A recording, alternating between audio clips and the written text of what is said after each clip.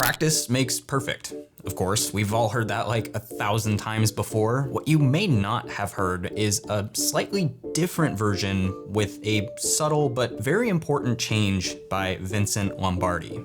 Perfect practice makes perfect. So what does perfect practice look like to us, to filmmakers, to cinematographers? Have you ever noticed how a lot of us, maybe even you, don't actually practice? Most of the time when we think about practicing, we're really just testing. Maybe it's trying out a new lens or a new camera. Maybe you're messing around with new lights. When you're doing this kind of testing, you usually end up shooting pretty boring, pretty lifeless stuff. Busy streets or buildings or like trees or flowers or something. Regardless, so much of the stuff we do in the name of practice barely ends up scratching the surface of our intended art. Think about athletes. How many kids try and go onto the court and imitate Michael Jordan's form? They study his posture, they study his movements. Hell, I mean, I think some of them probably even stick their tongue out like he used to. Don't know if that'll actually help improve their shot,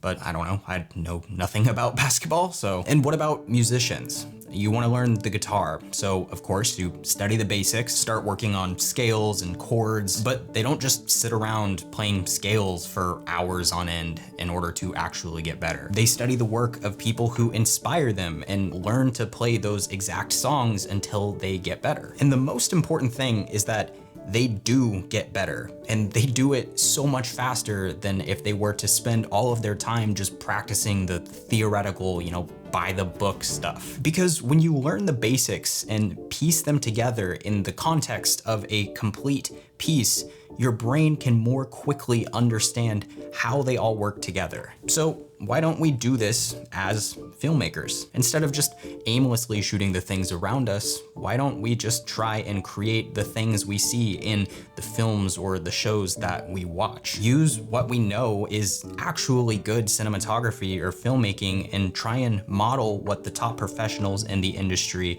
are doing. This isn't copying or stealing. Like, we're not literally recreating the exact scenes or shots from a movie, but instead break down the key components that make up a great frame. So in today's video, I want to practice composition and framing. We're not going to worry too much about getting technical with the lighting or camera movement. Just focus on the frame, the camera position, that simple. Okay, so here's what we're gonna need. A camera, of course. Doesn't need to be a cinema camera. I know I just did a video talking all about my red Komodo, but today we're gonna be using the Sony a7 IV. On this, of course, we have the Tamron 28 to 75 millimeter f2.8, super versatile lens. Gonna give us a lot of flexibility here. On the front of it, I've got a Pro Mist filter. Also, we're gonna use a circular ND filter, make sure we have that 180-degree shutter. We're gonna need a tripod. This is a really simple, kind of compact travel one. The whole point here, just keep the setup as minimal and simple as possible. One thing that is really helpful is, of course, a monitor. If you don't have a monitor for your camera, I highly recommend getting one. You'd be surprised just how much of a difference it can make being able to accurately view your image on a decent sized screen and not just the little one on the back of a camera. It's gonna make a world of a difference, especially when we're trying to recreate these frames. You're gonna need a phone or a tablet, just something to pull up those images that we can look at or reference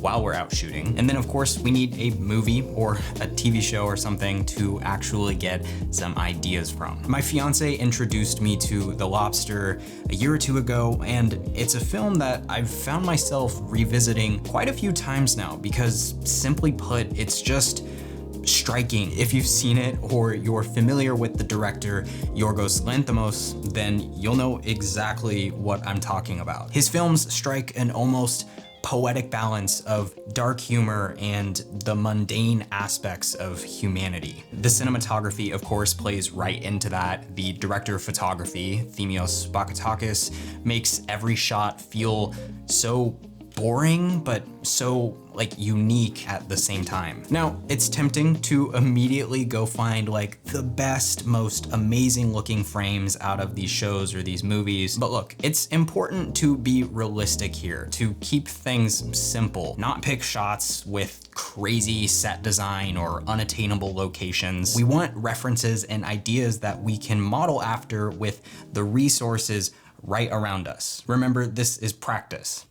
Here's a really beautiful yet simple shot of the main character, David, laying against this tree in the forest. Beautiful depth with all the light kind of layering through the trees, with him sitting down on that bottom right third. It's a really thought-provoking frame. I think it does an excellent job of conveying like a very particular emotion that's kind of shot from higher up, kind of a unique perspective.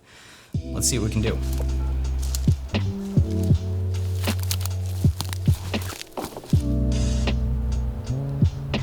Okay, so I think there's a pretty good spot that'll work, like right up here. Can you see if I'm The tricky part about this frame is that they shot it pretty high above him and a decent amount away, so finding the right trees and being able to get the camera in the right position was definitely tricky.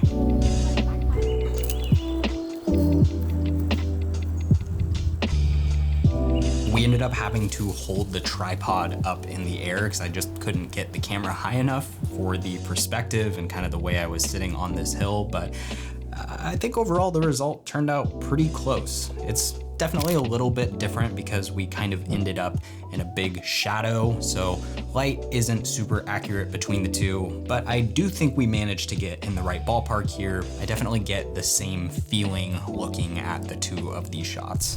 Light got a little crazy in here, and honestly, like, I don't know, getting the perfect trees in the background and stuff in the foreground, pretty hard, but I think we did the best we could. I'm pretty happy with it.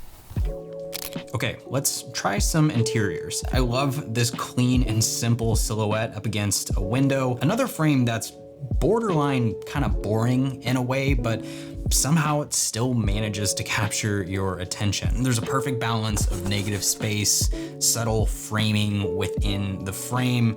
What's great about this is that really everyone has a window. So in all honesty, what's stopping you from going and trying this like right now? Okay, so I think this window right here will probably work pretty good if I just close that upper blind, drop that down, and then probably like just scoot this dresser over and then probably do something with these curtains. I think we'll be able to get pretty close.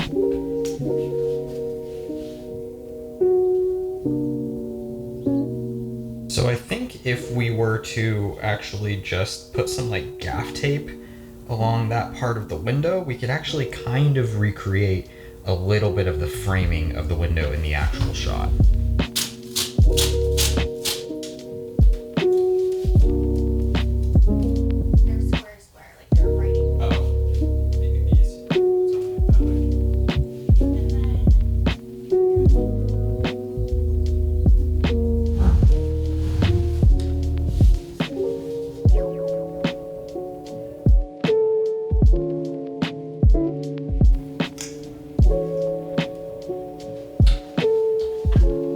Of course, the window and the walls between, my bedroom here and the shot look different, but I think we actually got this one pretty close. I love the way the light kind of falls off. I think they did have a little bit of fill coming back into the room to give him a little bit more separation, so it's not super hard silhouette, but again, especially after we throw a good color grade on it, pretty impressed with how these look.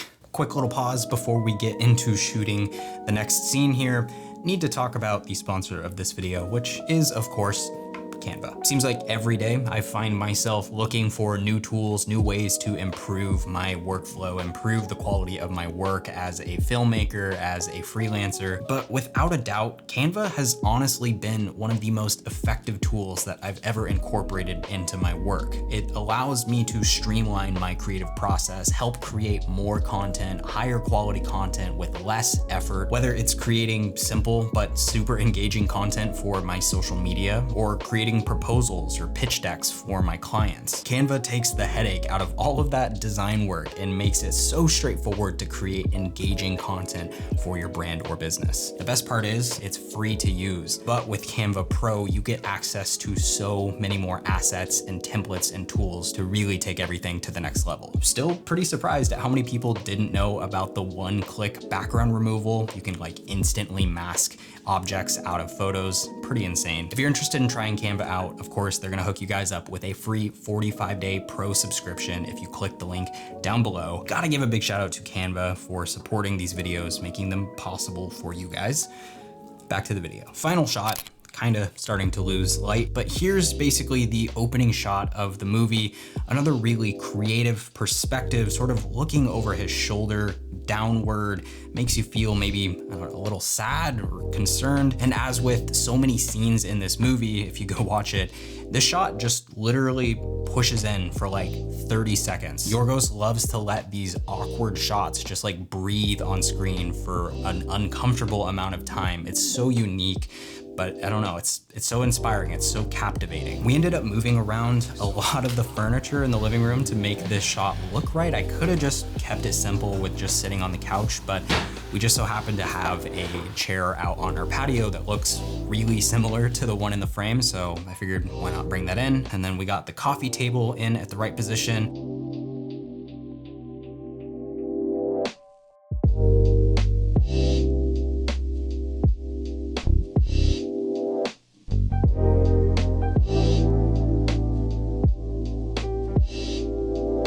You have to like slap really hard. Yeah. And I think composition-wise, this one's probably the closest out of everything, just with how similar all of the elements in the frame kind of came together. The only thing that's really different between the two here is, again, the lighting, not what we're focusing on in this video. We want to keep it simple. We just want to break down one fundamental and practice that. But overall, again, throw some color on it and not bad. Yeah, I can't. I was like sitting, holding, like flexing my abs to like maintain this slouch because this couch cushion just kept like squishing up and not looking straight. That was hard.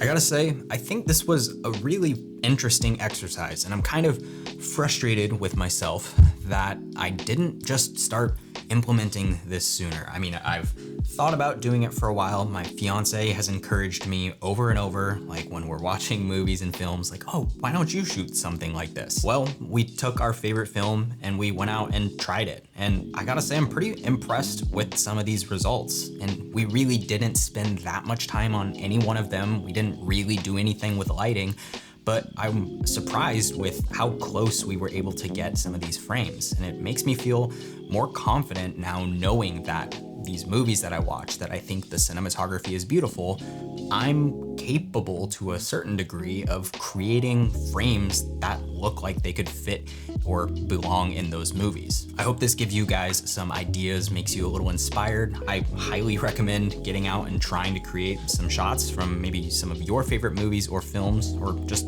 use the same ones from this video and see what you can come up with. I think you'll be surprised.